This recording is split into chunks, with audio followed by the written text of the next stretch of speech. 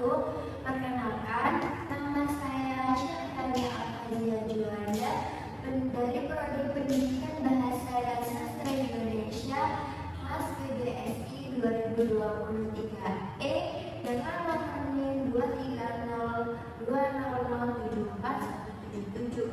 Berdiri saya di sini akan menyajikan atau mempresentasikan hasil karya tulis ilmiah karya Rani Hendrita yang berjudulkan memanfaatkan limbah batok kelapa menjadi berbagai macam bentuk kerajinan.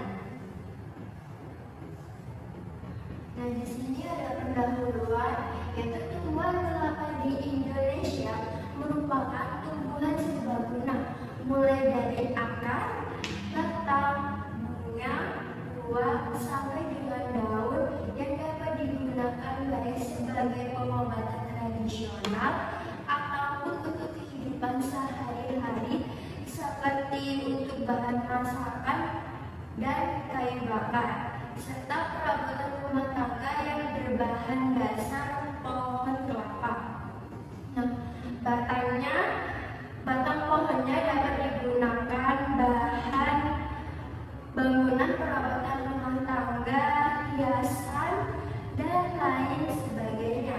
Sedangkan daun kelapa dapat digunakan untuk membungkus makanan, terutama daun yang agak muda dapat dianyam untuk jadi atap rumah. Terus sedangkan lidinya dapat digunakan untuk sapu lidi. Nah, sapu lidi, lalu taplak meja, alas miring, aksesoris rumah tangga lainnya. Nah, daun dan bunga yang masih muda dapat dijadikan bahan sayur. Serabut buah kelapa bisa dianyam dapat menjadi keset, kasur, tali, serabut kelapanya, dan sebagian besar lainnya untuk bahan bakar secara langsung. Nah, pohon kelapa bila dilihat dari nilai jual yang kurang berharga adalah tempurung kelapa, apalagi bila sudah berwujud limbah. Namun akan memiliki nilai ekonomi jauh lebih tinggi dibandingkan buah kelapanya jika sudah dikelola dengan baik. Nah, tujuan dari pemanfaatan batok kelapa adalah untuk mengurangi limbah batok kelapa yang berasal dari sisa penggunaan buah kelapanya. Batok kelapa dapat dijadikan benda yang berharga dan mempunyai nilai yang tinggi apabila dapat mengolahnya dengan baik.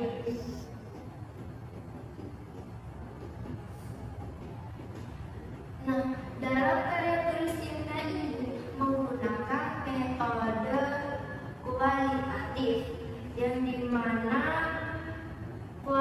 metode ini digunakan untuk menyelidiki, menemukan, dan menjelaskan permasalahan serta kualitas pengaruh sosial masyarakat yang tidak dapat diukur secara langsung.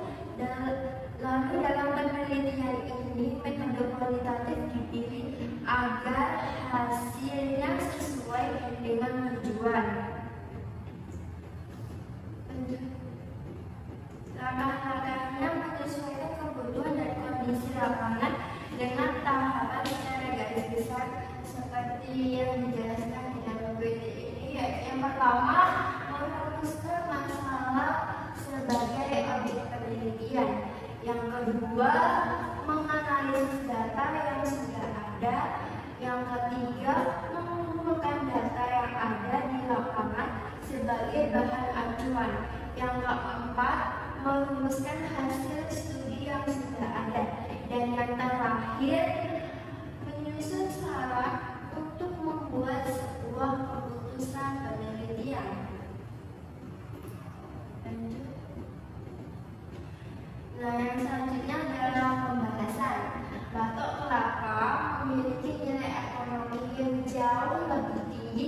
dibandingkan buah kelapanya itu sendiri apabila pandai dalam mengelola batok kelapa. Batok kelapa memiliki ketebalan yang keras sehingga kekerasan batok kelapa berpengaruh pada hasil pemanfaatnya sebagai bahan material. Kualitas yang diharapkan dalam penggunaan batok kelapa sebagai material seperti hiasan rumah antara lain berupa visual dan tekstur, keawetan, dan usia ketahanan dari batok kelapa tersebut. Nah, ini di dalam karya tulis Imna ini mengambil dari Bapak Sumardi yang alamatnya berada di Jalan Panjang Indrakasih, Medan Tembung, Kota Medan, Sumatera Utara. Beliau menggunakan teknik potong, teknik ikat, dan teknik laminasi. Dalam pemanfaatan batok kelapa, teknik potong dapat dilakukan untuk mendapatkan bentuk yang diinginkan sesuai kebutuhan, sedangkan teknik ikat dapat diterapkan untuk menggabungkan potongan batok kelapa menjadi struktur atau produk yang lebih kompleks. Sementara itu, teknik laminasi melibatkan penyatuan lapisan-lapisan tipis batok kelapa untuk menciptakan material yang lebih kuat dan tahan lama. Kombinasi ketiga teknik ini dapat menghasilkan produk inovasi dan ramah lingkungan dari limbah batok kelapa. Nah, karakteristik dari batok kelapa yang pertama bersifat keras. Nah, bersifat keras karena pada strukturnya memerlukan pemotongan manual atau mesin. Yang kedua, ketebalan batok kelapa yang tidak merata. Nah, hal ini membutuhkan keahlian dan ketelitian dalam pembentukan. Yang ketiga, yaitu memiliki motif yang khas sehingga memberikan nilai estetika yang tinggi. Dan yang keempat adalah kuat. Batok kelapa kuat dan tidak mudah pecah ketika terjatuh. Nah, yang kelima, tahan terhadap air karena pori-porinya yang rapat membuatnya mampu menahan air.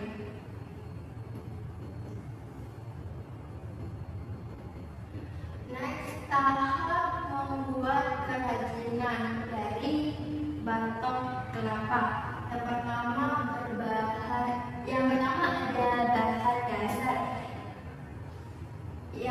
Yang pertama bahan dasar yaitu batok kelapa sendiri. Batok kelapa itu sendiri dibersihkan dari serabut-serabutnya. Dan yang kedua adalah proses pengolahan.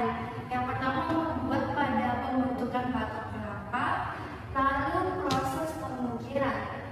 Dan yang ketiga adalah proses penghalusan, di mana permukaan batok kelapa dihaluskan menggunakan kertas pasir. Dan yang terakhir adalah finishing tahap akhir dari proses produksi. Hasil dari kerajinan batok kelapa sendiri yang pertama adalah gelas, yang kedua adalah celengan. Gelas ini bisa digunakan untuk bersantai di rumah, minum teh bersama keluarga. Dan yang kedua adalah celengan. Kita sebagai mahasiswa yang menghemat uang atau mau healing-healing, menabung, bisa menggunakan celengan seperti ini. Lalu next.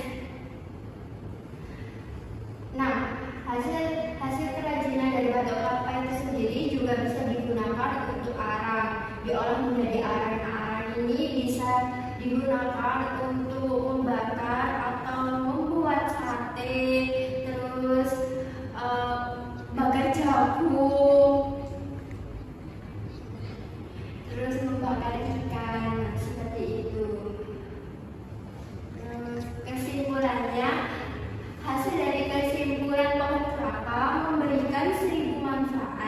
Di antaranya kerajinan dari pohon kelapa sendiri itu dibuat dalam rangka mengeksplorisasi minat kreativitas budaya anak bangsa untuk memajukan negara dan melestarikan agar budaya dan sumber daya alam di negara kita dapat lebih dikenal oleh mancanegara sebagai kearifan budaya lokal yang unik dan manfaat.